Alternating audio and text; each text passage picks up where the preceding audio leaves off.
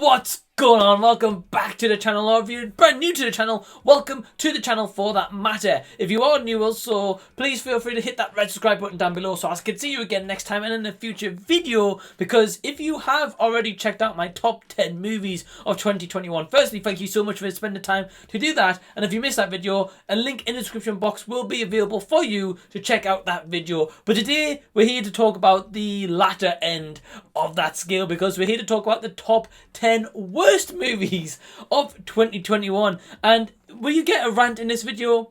Maybe to an extent you will, but without further ado, let's get to it. The top 10 worst movies of 2021. So coming in at number 10 is a movie made by the Asylum to capitalise on the Denis Villeneuve masterpiece of Dune, and we've got Planet Dune. Yes, by all means, this is definitely the Asylum's best effects in terms of CG that they've ever probably used, which is a big prop I can give to them. And there's a couple of performances here and there that isn't too bad. For example, like Anna Telva and Emmy Killian's performances, they definitely hold up this movie. But besides that, completely forgettable. Definitely an absolutely turbo Asylum movie, and the movie is only pretty much good if you want to have just a kickback, relax, get drunk, and just know that you're in for a stupid ride of a movie. So Planet Dune rigs in at number 10. Number 9 is a movie that was sent to me by an early screener, and it was a French movie which had a lot of potential to it, but unfortunately just didn't quite hit the mark, and that is a movie called Knockin'. It isn't a movie that I really want to go back and revisit ever again, and yet it is a movie also that I can't really recommend for you to check out, because it has times where it is very engaging, but then for the most part, unfortunately, it does kind of fall flat and it is underlying boring. So Knockin' rolls in at number 9. Number 8 is a movie that I recently reviewed on my channel that was sent to me by Gravitas Ventures as an early screener, which is Last Words. Now, this movie was very captivating to me in terms of it caught my interest. The poster caught my interest. Also, the main actor who also stars in this is Nick Nolte. It had a beautiful premise to it. The cinematography is beautiful. The acting is fantastic. But the story is boring. Apart from that, the story isn't going to grasp your attention for this over 2-hour runtime. And by the end of it, I found myself falling asleep multiple times and also wanting to check my mobile phone, which I hate doing and I try not to do at whatever cost I can. But Last Words was ultimately just a snooze fest, and unfortunately I can't recommend the movie.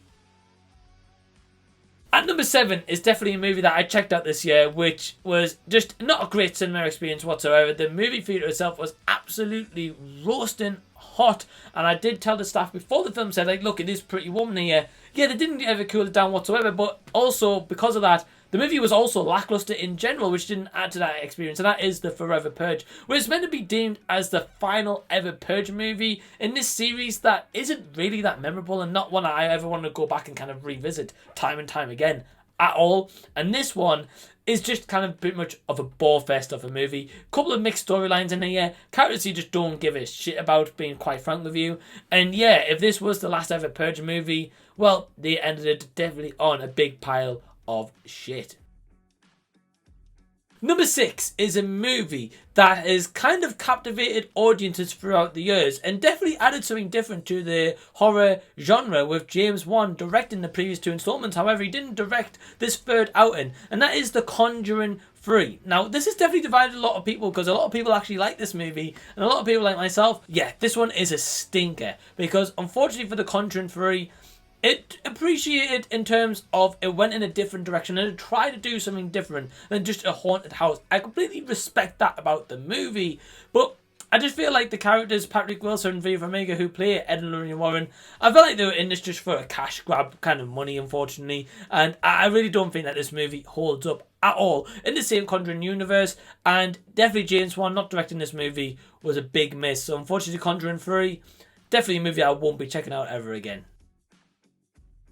Number 5 is an absolute horrible whopper of a movie, and not the good whopper kind from Burger King. Unfortunately, I'm talking about the Hitman's Wife's Bodyguard. I've seen the first movie. The first one isn't great, but you know, it's an enjoyable movie. It's kind of just an easy kickback, sit back, relax movie, and I enjoyed it. I did find some entertainment in that movie overall, if I'm honest with you. But when it comes to the sequel, yeah, what were they thinking? Truly, what were they thinking? Ryan Reynolds, Samuel L. Jackson, Salma Hayek, Morgan Freeman couldn't save this movie, and that star potential, you would think they would produce some amazing kind of movie, but unfortunately all of them are absolutely squandered in this sequel. And what's worse yet is they set up for a third installment to kind of make this as a trilogy, which this has got to be one of probably the worst trilogies ever produced by Hollywood ever since the Taken franchise.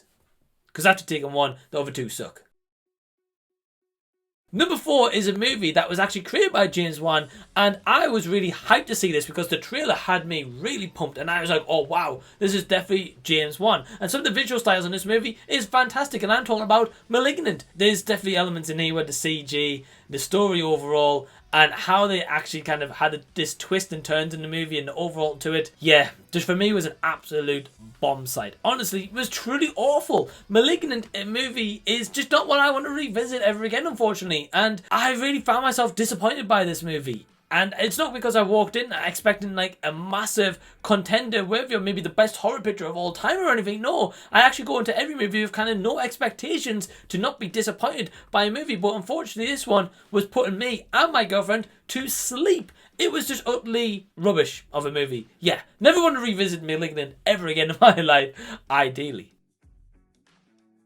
And we're down to our final 3, with number 3 being another early screener I actually received very recently on the channel, actually from Shudder, and it's a movie called The Strings, which is Tegan Johnson's debut acting performance. Now, overall in the movie, she isn't the most terrible actress ever, so I can't really say that about her whatsoever.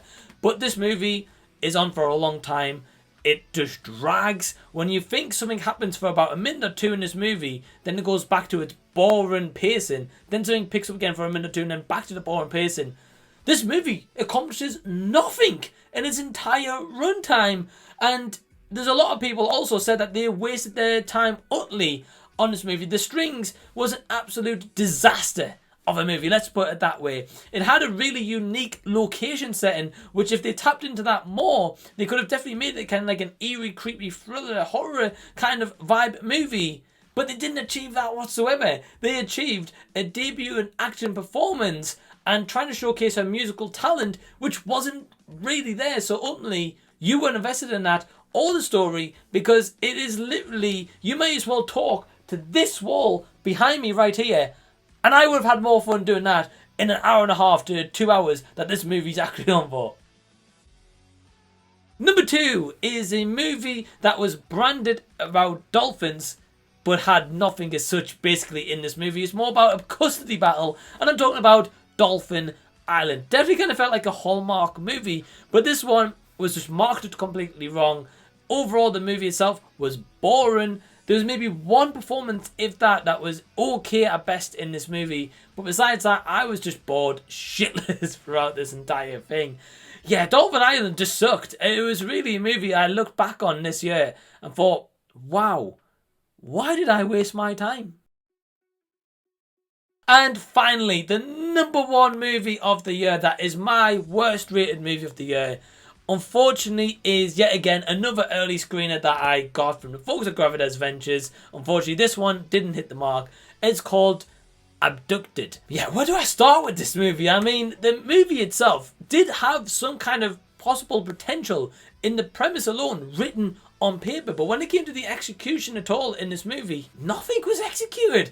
Nothing paid off whatsoever. And I was torn between this and Dolphin Island as my number 1. But this movie itself, though, was just utter dog crap. It literally was as if your dog took a poo outside on the grass and they converted that into a movie. That's what this felt like. And unfortunately for me, Abducted was an absolute mess of a movie and not one I ever want to revisit again. To be honest, all these movies on my worst top 10 list, the only one I would ever want to revisit again was probably Planet Dune. But also, what I want to know from you is, what are your top 10 worst movies of 2021? Leave your comments down below and let me know what your thoughts are. In the meantime, please give this video a big thumbs up and subscribe to the channel if you already haven't. And until the next time that I see you, I'll be seeing you later.